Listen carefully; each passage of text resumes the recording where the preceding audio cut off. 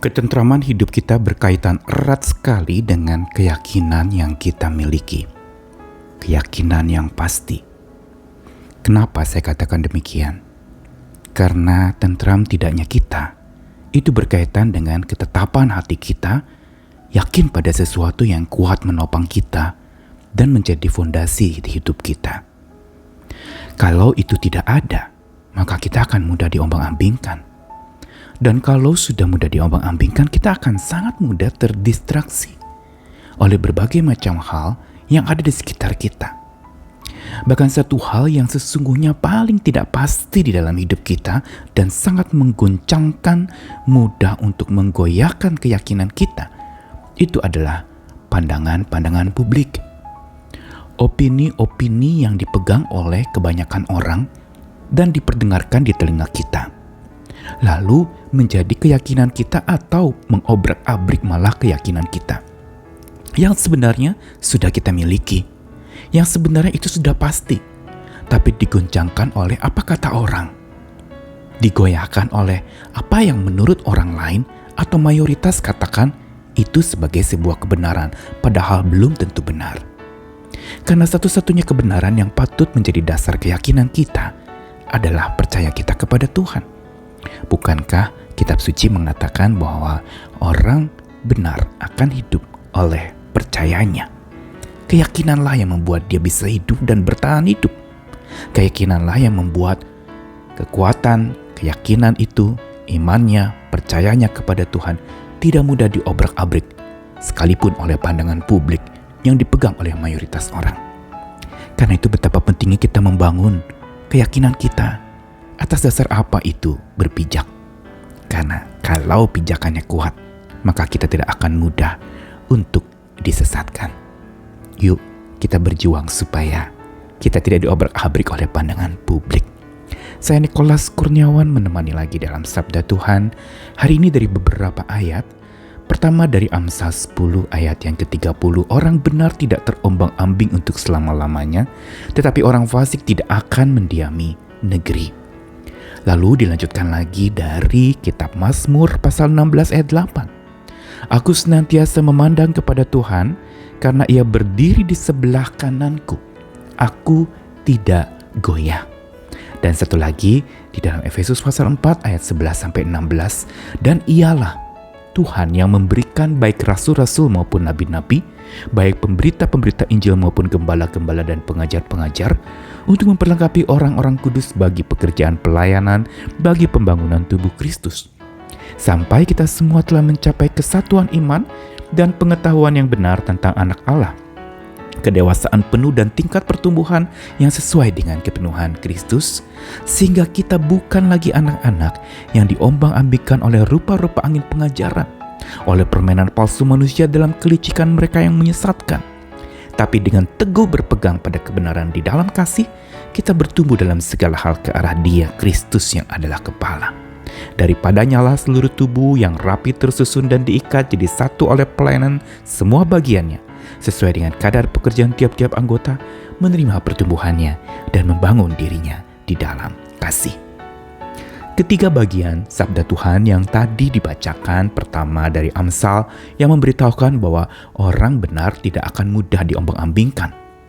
Dia akan punya kekokohan, iman dan keyakinan yang dia pegang teguh, sehingga dia tidak akan mudah dipengaruhi oleh apa yang dikatakan oleh orang-orang di sekelilingnya atau pandangan umum yang dipegang oleh mayoritas terhadap dirinya. Dan Mazmur 16 ayat 8 ini berkaitan dengan Amsal tadi, mau mengatakan apa yang bikin orang benar itu tidak pernah goyah selama-lamanya. Mazmur 16 ayat 8 katakan, ia senantiasa memandang kepada Tuhan, karena Tuhan berdiri di sebelah kanannya, dan dia tidak goyah. Perhatikan, inilah yang menjadi kekuatan keyakinan kita. Bukan percaya semata berdasarkan apa yang kita yakini secara pribadi, tapi sebuah keyakinan yang dikaruniakan oleh Tuhan karena Dia senantiasa hidupnya memandang kepada Tuhan sebagai fokus utama di dalam dirinya, dalam sehari-harinya, dalam menjalankan apapun. Pandangannya hanyalah kepada Tuhan.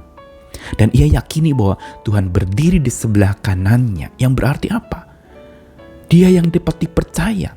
Dia yang dapat diandalkan bukankah sosok yang berdiri di sebelah kanan atau orang disebut sebagai tangan kanannya itu adalah orang kepercayaan.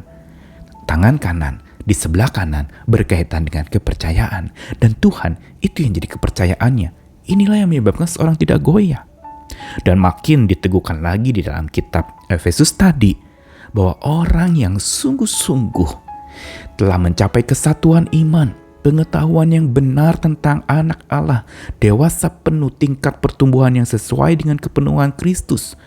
Dia bukan lagi anak-anak yang mudah diombang-ambingkan oleh apa kata orang, oleh rupa-rupa angin pengajaran atau permainan palsu manusia dalam kelicikan yang menyesatkan, tapi punya keteguhan karena berpegang pada kebenaran di dalam kasih.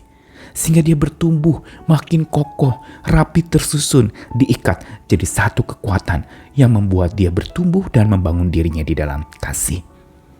Sabda Tuhan hari ini mau mengingatkan kepada kita tentang betapa pentingnya, betapa vitalnya apa yang kita yakini.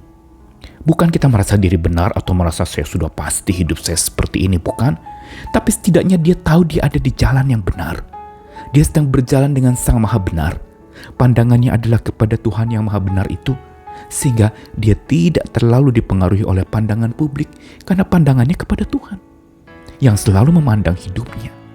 Inilah yang harusnya menjadi panduan yang paling utama, karena inilah panduan yang paling pasti dalam hidup kita, yaitu Tuhan yang Maha Pasti itu. Sedangkan pandangan yang paling tidak pasti dalam hidup kita adalah pandangan publik, opini orang-orang kebanyakan yang kedengarannya bisa tampak elok, enak didengar, menarik, mungkin membuai dan menjanjikan, mengiming-imingi masa depan yang pasti, tapi semua palsu.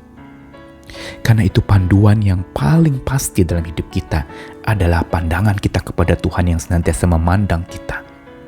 Panduan yang tidak pasti dari pandangan publik itu bisa membuat walaupun tampaknya elok dan menarik, dia bisa buat keyakinan kita berbelok. Di jalan lurus kita memilih untuk berbelok. Di jalan menuju kepada Tuhan kita memilih untuk menyimpang. Di jalan yang mengabdi kepada Dia Sang Pencipta kita, kita memilih untuk mengabdi kepada ciptaan-ciptaan yang serba sementara dan fana itu. Dan bukan saja keyakinan kita dibuat belok, tidak di jalan yang lurus. Keyakinan itu diobrak-abrik, dihancurkan oleh apa kata orang, terdistraksi oleh pandangan-pandangan orang. Karenanya mari miliki lagi keyakinan yang teguh atas dasar pemeliharaan Tuhan yang pasti. Dialah yang dapat diandalkan. Pandanglah kepadanya, Dialah kebenaran, dan agungkanlah Dia senantiasa. Sehingga jiwa kita tidak diobrak-abrik oleh pandangan publik, dan juga jiwa kita, hati kita, jalan kita tidak dibelokkan oleh pandangan yang tampaknya elok, tetapi sesungguhnya membuat kita berbelok. Ayo sandar lagi kepada Tuhan, jalanlah di jalan yang lurus bersama dengan Tuhan yang Maha Tulus menolong kita. Dia menyertai kita. Ayo kuat dan jangan mudah dirusakkan keyakinan kita oleh apa kata orang. Dengarkanlah kata Tuhan di dalam hati dan hidupmu. Amin.